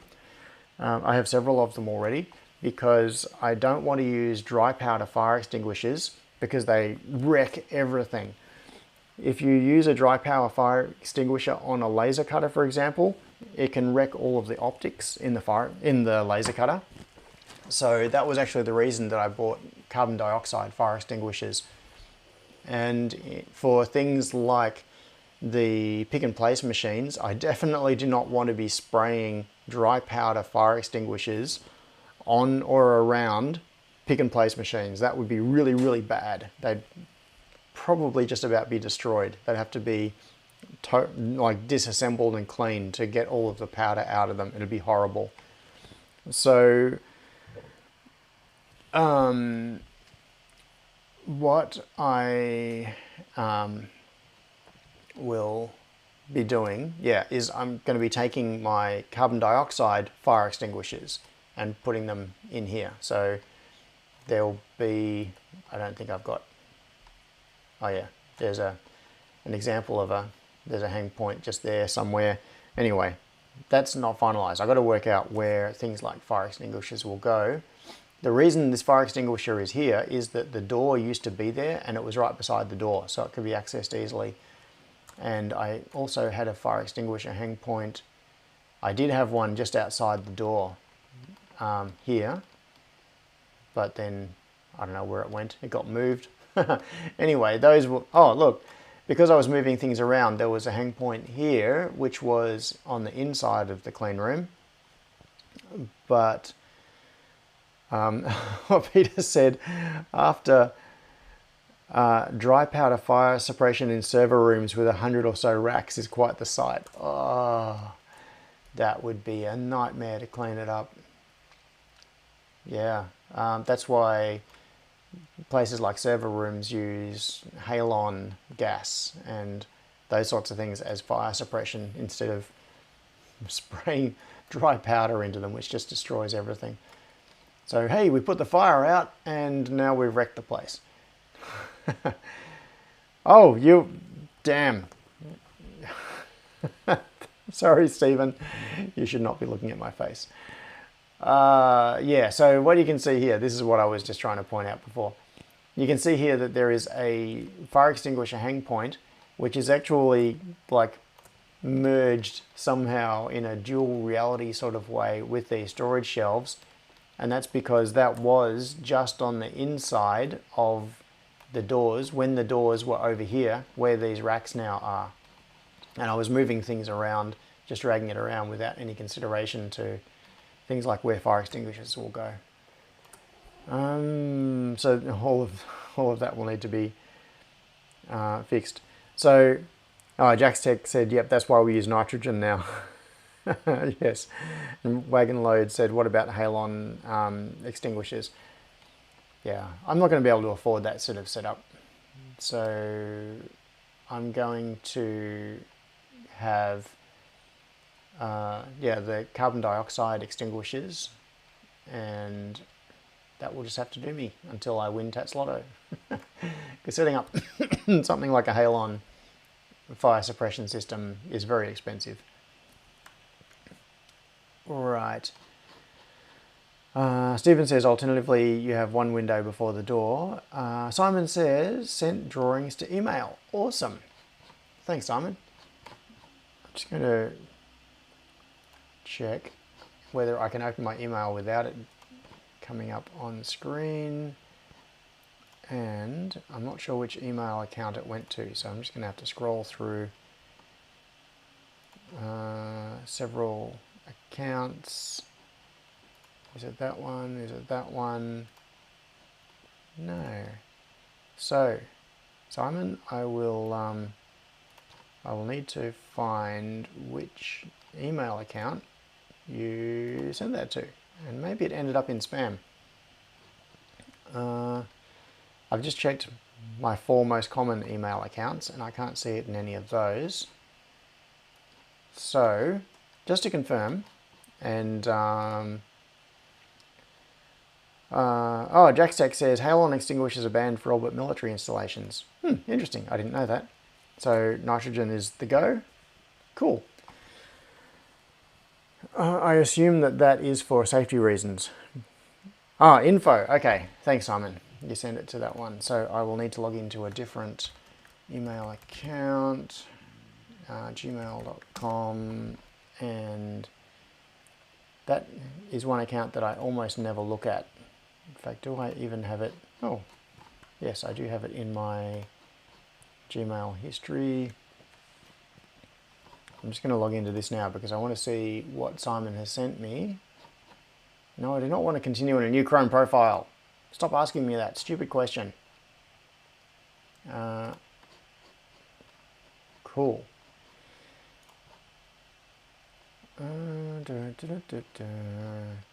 Here we go. Email from Simon. All right. Here is an alternative floor plan layout from Simon. I'm just going to, how can I, okay, I'll bring this up without revealing Simon's email or anything else like that. Show in Finder. Oh, come on, where is it? Sorry about this. I will bring up this image. Here we go. Now, my first impression is that this is not going to be practical because I will lose too much length in the clean room. But I am always open to suggestions and alternative ways of doing it, because that's how these plans have developed. It's based on all the feedback from everybody. All right, so Simon's suggestion is, I'm just going to switch back to this 2D version for comparison purposes. All right, so what I have at the moment is the front room with a single wall dividing it from the clean room, and then on the right is the less clean mechanical area. And what Simon is suggesting is to run 2 walls here with a walkway in between. So the fire hose is at the end, and the addition basically is this wall in the middle here. So this wall is the same as what's on my current plan, and it's adding another wall here so that there is a walkway between the clean room and the front lab area. Now this has some really interesting advantages in terms of access. It means that, for example, you can go through this door to get into this area without going into the clean room. You can come through here to get into the clean room without going into the lab. It's basically the maximum flexibility in terms of transiting between these areas. But if you want to go from the lab into the clean room, for example, you have to go through 2 sets of doors. That's the only downside. Well, and the other thing is that it uses up extra floor space. So I would lose the length that is used by this walkway. And this walkway would need to be moderately wide to make it practical to run trolleys and things through here. Because what I need to be able to do is bring through trolleys, or a wheelchair, for example, needs to be able to come through here, and that'll be a right angle turn. So this would need to be a reasonably wide passage just to make it practical. Otherwise you've got to, like if you're pushing a trolley of stuff and you take it in through a door, and then you've got to do a right angle turn to get down a passageway, you just need enough room to be able to do that. Now, the reason I think this is not going to be practical in the space that I have available is this length here. So what have we got? 8.59 meters. So this area right here that I've just highlighted, and you probably can barely see the highlighting, this is the clean room. So on this it's 8.59 meters long, and here, how did that end up shorter? I don't understand. 8.67 meters long. So this length from the back wall there to the front wall here is kind of a minimum. And this was worked out on the basis of stacking solder stencil printer, pick and place machines, and allowing for things like inspection spacing between the machines, and a reflow oven at the end. So I can't really go shorter on this space. And if I put a wall through, I'm just going to do this now to show you where it would go. Like the wall would go through, based on what Simon is suggesting, there would be a wall through right about here. Can I zoom? Why won't it zoom? I don't know. I'll have to do it this way. All right, there would... now I can't drag it. There we go. So there would be a wall through right about here. Then there would be another set of doors here. This wall there wouldn't exist. And in fact, I'm just going to delete that. So this is kind of getting to the area of getting into the region of what Simon's suggesting. And I'll get rid of that. If I can select it, it'll let me. Yeah. Come on, select, get rid of that. So what we're getting into now is a layout that is similar. Now this door would need to move, obviously. There are some other minor changes based on Simon's revised layout, but this is the difficulty that I have with it. 2 things. One is it would make this room too short, and this back wall is kind of in a fixed location. This is the demarcation point at the back of the factory between my space and Lachlan's space. And moving that would not be a trivial thing. So I'm kind of fixed on the location of that back wall. So this would end up being too short. And the other thing, and this is purely this is not a practical thing. This is a let's make an impression thing. I'm going to undo all of my changes on this and return it back to here. Okay, so this is what I had before I made those changes. Part of the point of the way this is laid out is to be able to be standing in this area and, come on, zoom, and see straight into the clean room without going into it. So that if I have clients come over and we're talking about their projects and going through stuff, they can be in here and see into the clean room without going in. So having two walls there, even if there were windows on both sides, you kind of lose that. Although of course you could go through the door and then stand there and look through it. So I suppose you don't lose it from that perspective. But having these two rooms fairly tightly coupled, I think, is going to be a useful thing. So yes, Simon, thanks for that suggestion. That sort of arrangement had never occurred to me. I just hadn't thought of it. And it does have some advantages. I can see why you suggested it. But I think overall it would cause some other problems. Yeah.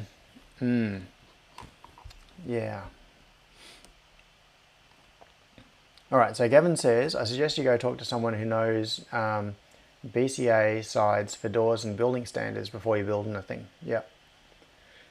Wake and Load says, can the fire hose be mounted on a shared wall? The hose can be accessed from both sides of the wall. I think that would be difficult.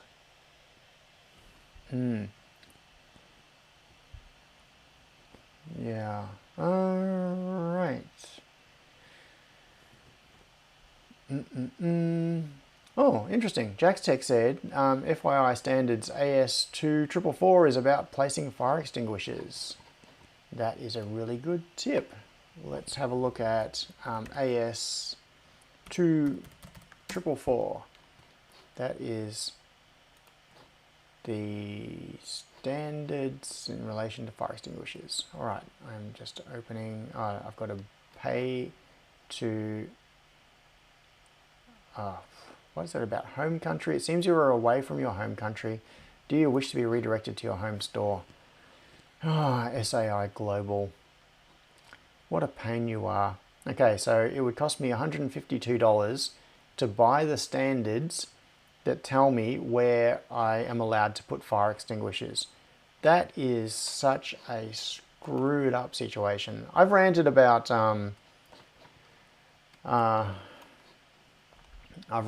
standards before. Look at this.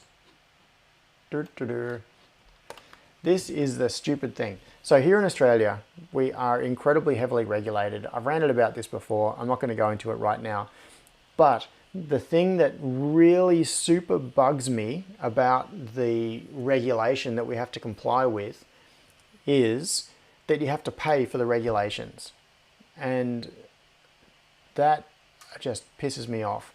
Because we're in a situation where we legally have to we are legally required to comply with certain standards in many, many different things, like electrical standards, etc. But you have to pay to buy a copy, like even just a PDF. You have to pay to buy access to the standards that you're meant to comply with. So how are you meant to comply with them if you've got to buy them in the first place? It's just stupid. Angry time. Yes, it is such a scam. Wagon Load says, buying standards sounds like a scam. It should not be possible for me to be legally required to comply with something if I can't find out what that thing is.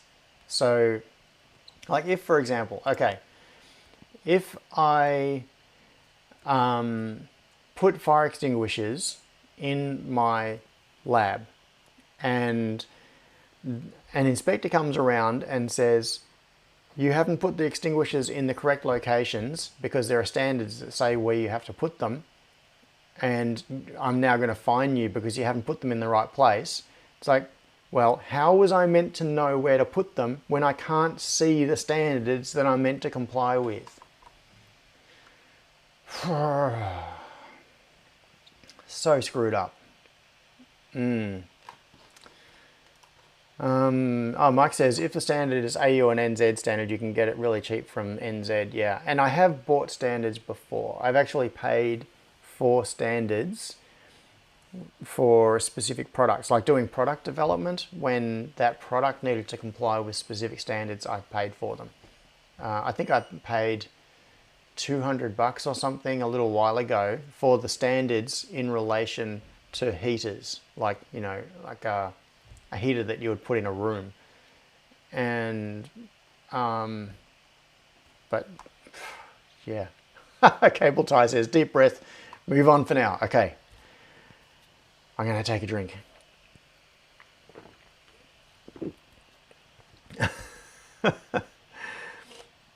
And Jack's text says, sorry for opening the rabbit hole.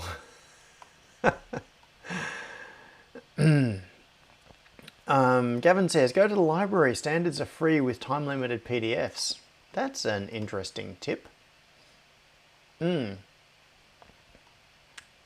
I'm trying to think of a really clear way of expressing how stupid the situation is, and I need to think about it some more. It's like being it'd be like being fined for speeding, but there are no speeding signs that are published because you have to pay to get access to the information that tells you what the speed limits are. Dumb, dumb, dumb.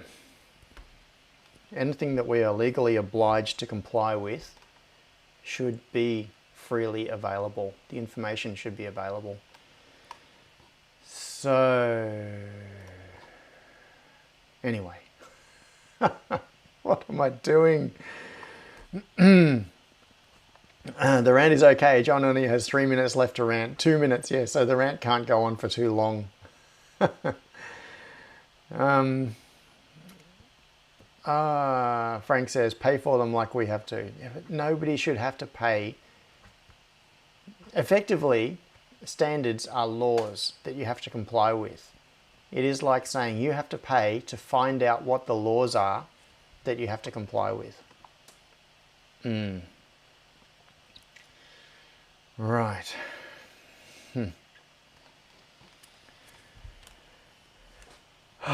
Deep breath, deep breath.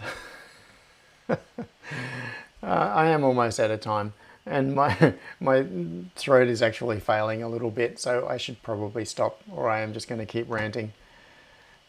And so thanks, Simon, for that suggestion. I do need to keep thinking about alternative layouts.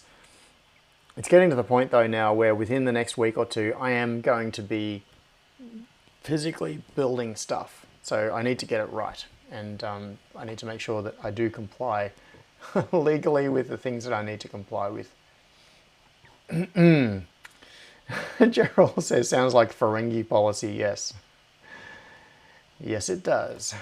Check the lobes. Now, oh,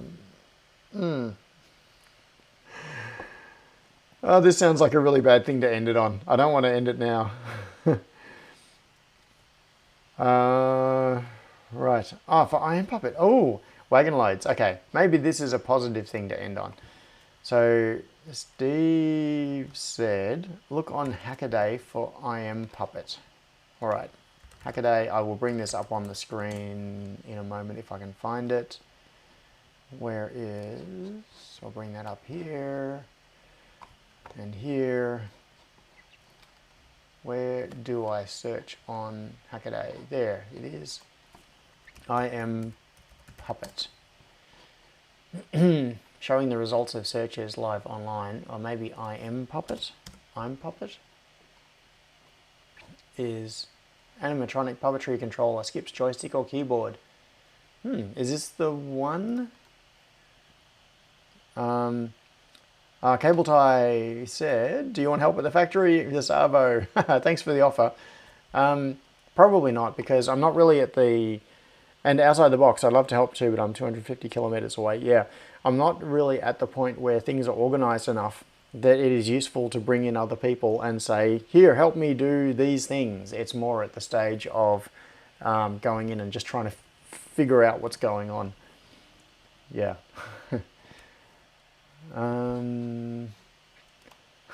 Gavin is trying to get me riled up again about standards. Gavin said, for a business, it's a tax deduction. Why care as you get the money back? But you don't get the money back. Like, a tax deduction doesn't actually give you a 100% refund on the amount. It's like it's an offset against your tax. So it reduces your tax by a certain percentage. But even that isn't really the point. The point is that you should not have to pay to find out what things you can legally do or not do. That is the principle of the thing.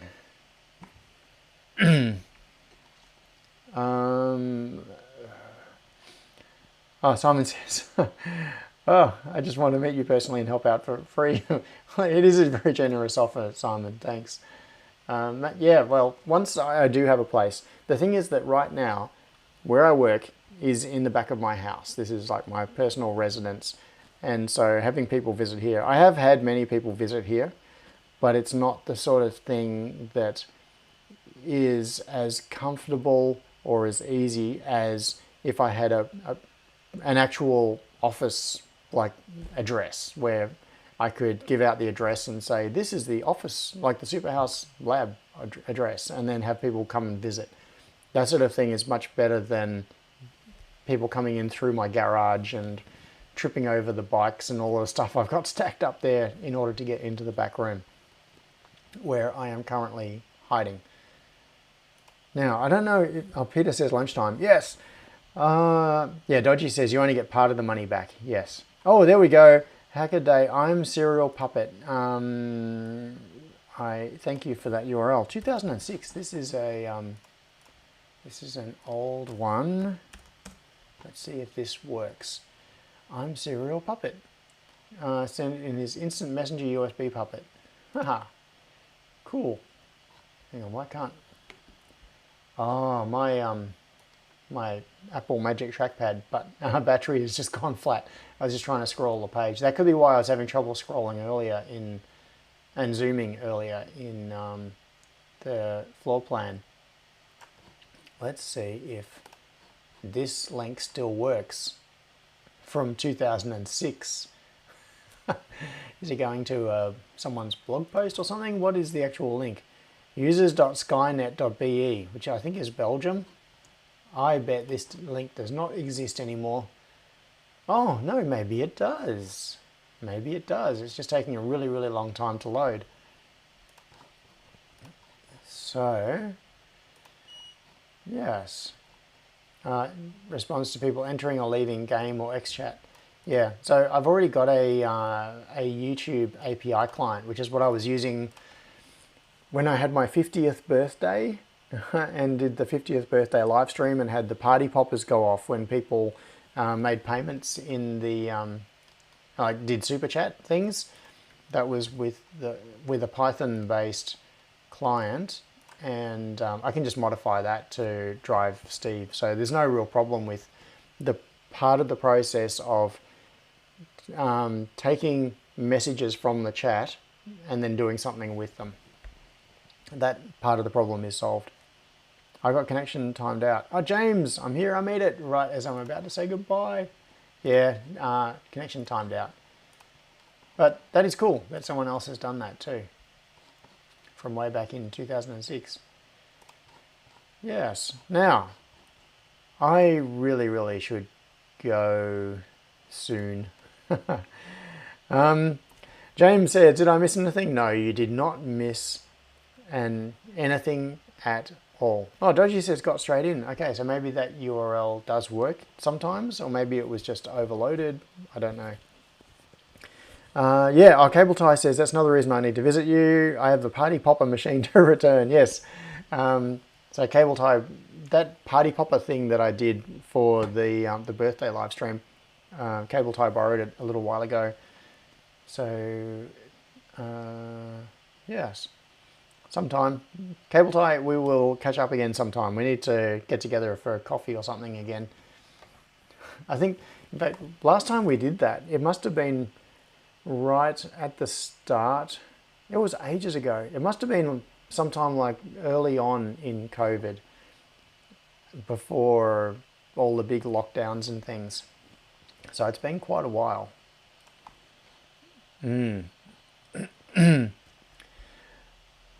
Right. I am going to go now. And Steve is going to go too. Bye, Steve. So that's it, I think. It feels like I've got, so yes, last coffee was pre-COVID, which means it was a long time ago. It was back in the olden days. Yes, we need another one.